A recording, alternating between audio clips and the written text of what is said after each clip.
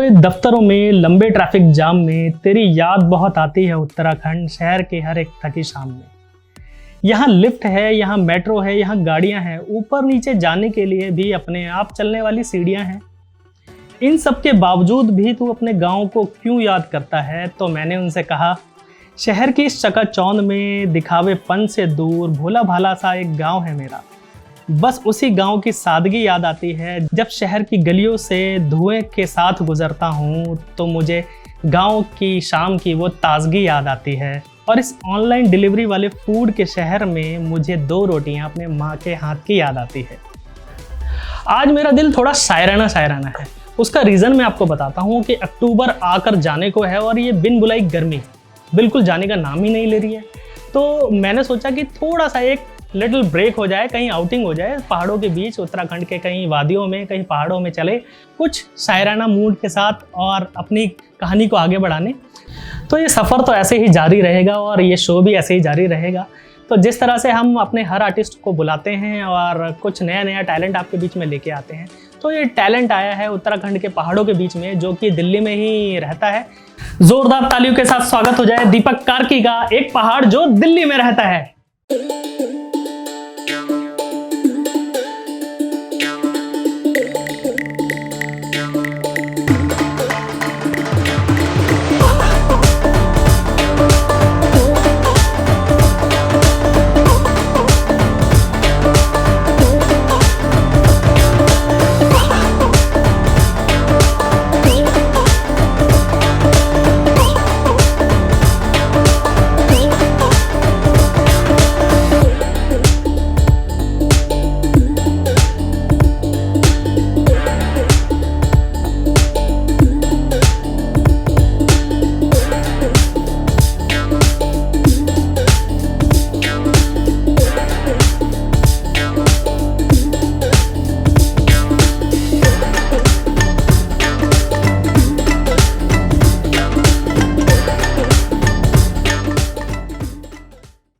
Hello hi नमस्कार दोस्तों, मेरा नाम दीपक कार्की है और मैं उत्तराखंड के पहाड़ों से आता हूँ। पिथौरागढ़ ज़िले में ही मेरा एक गांव है, छोटा सा है, और उस गांव ने मुझे बहुत कुछ दिया हुआ है। और अभी जो वो गांव है, जो पहाड़ है ना, वो ऐसे उखड़ के दिल्ली आ गया है।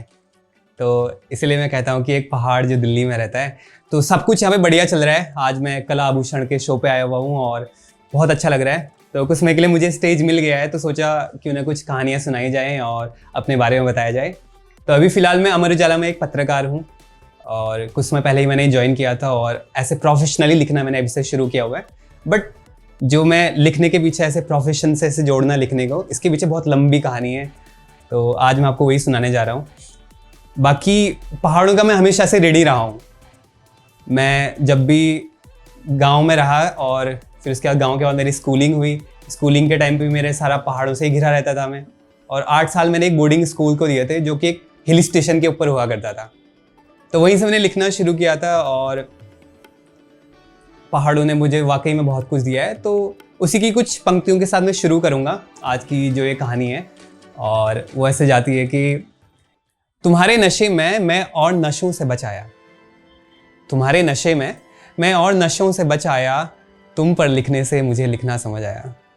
तो ये कई लोग, मेरे दोस्त लोग, कई मेरे रीडर्स, मेरे पाठक ही मुझसे पूछते हैं कि ये जिसका नशा कर रहे हैं आप, ये कौन है? तो एक्चुअली मैं आपको क्लियर करना चाहता हूँ, ये एक्चुअली पहाड़ हैं जिनका मैंने नशा किया एंड सारे नशों से दूर हो गया और मुझे बस लिखने का नशा हो गया। और धीरे धीरे नशा इतना बढ़ गया कि मैं एक प्रोफेशनली इसको करने लगा हूँ और अखबारों के लिए लिखने लगा हूँ और न जाने क्या क्या चीज़ें करने लगा हूँ लिखने की वजह से। तो बहुत अच्छा लगता है। और जैसे मैंने आपको बताया था ना कि मेरा स्कूल था एक, तो अब गांव के स्कूल से पढ़े थे हम।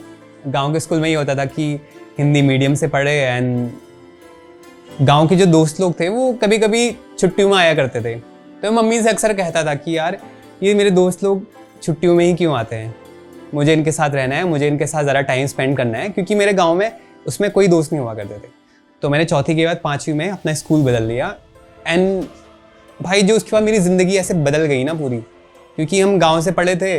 अब गाँव में लिमिटेड चीज़ें थी, लिमिटेड हमारा दायरा था सोचने का, एंड अचानक से बहुत सारी नई चीज़ें आ गई और वहाँ से मेरी रोमांस की शुरुआत हुई। काफ़ी छोटी एज से, आपको लग रहा होगा, बट हो गई थी।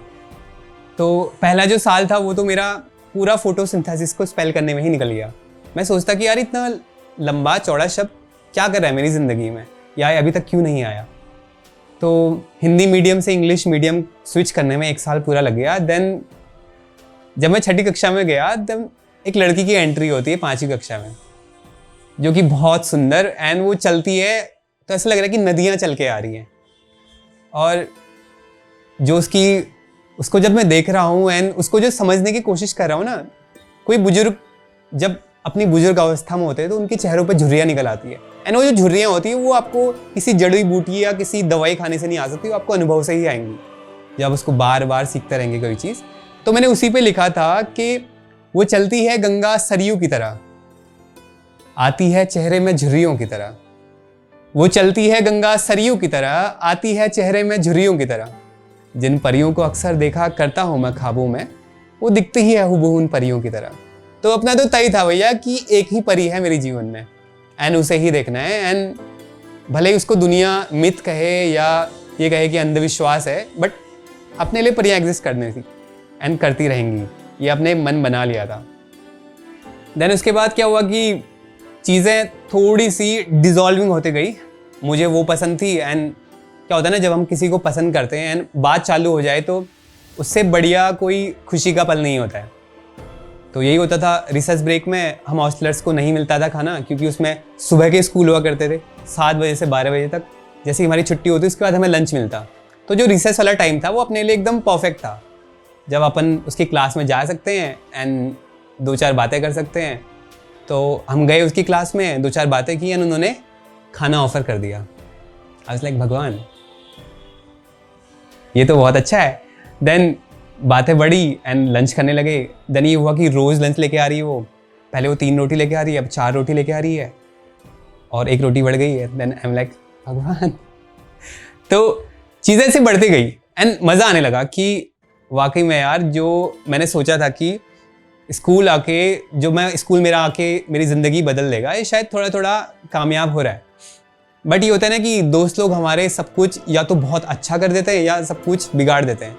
तो जो लोग मेरे दोस्त लोग देख रहे हैं ना, तो ये आप लोगों के लिए है कि यार आपने वाकई में मेरी सब कुछ बिगाड़ दिया था, रायता फैला दिया था।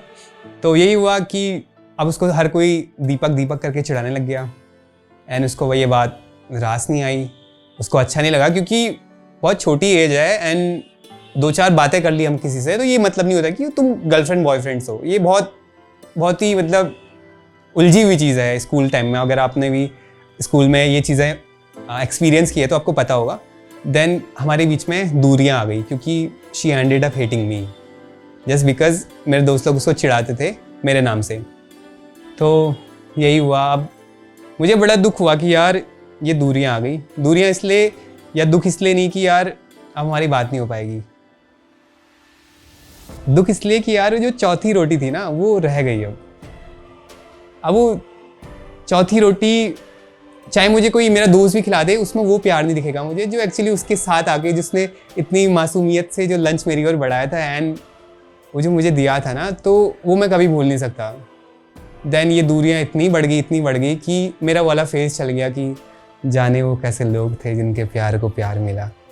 अब क्योंकि हमारा तो यही फेज था, हमारा प्यार हमसे दूर हो गया था। तो ये दूरियां बढ़ती रही एंड 5वीं से वो 6ठी में आ गई, मैं 6ठी से 7वीं में चला गया, फिर 8वीं में, फिर 9वीं में, फिर 10वीं में एंड 10वीं में आके फेसबुक का दौर शुरू होता है। फेसबुक वैसे बहुत पहले टाइम से एग्जिस्ट करता था, ये करीब 2015 या 16 की बात है।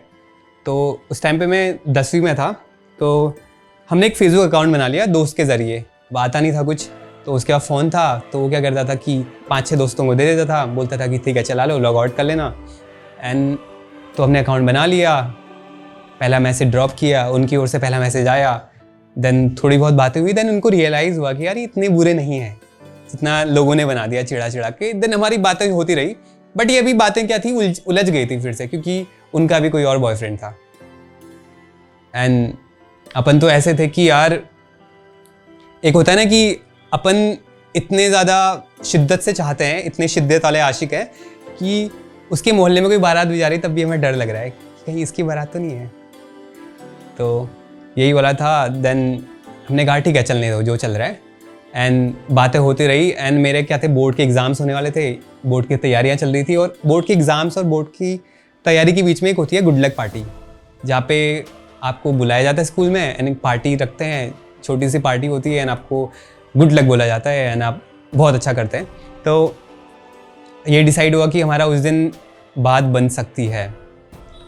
तो भैया यही था। अब उसमें फरवरी में हमारी बात हो रही थी एंड पार्टी हो रही थी मार्च में। एंड फरवरी का महीना लगा, मानो मुझे पूरा एक दशक की तरह लग रहा था कि एक दिन एक महीने के बराबर है, वो बढ़ ही नहीं रहा था। तो जैसे ही हमारी कहानी बढ़ी एंड महीना बढ़ा एंड गुड लक पार्टी आ गई।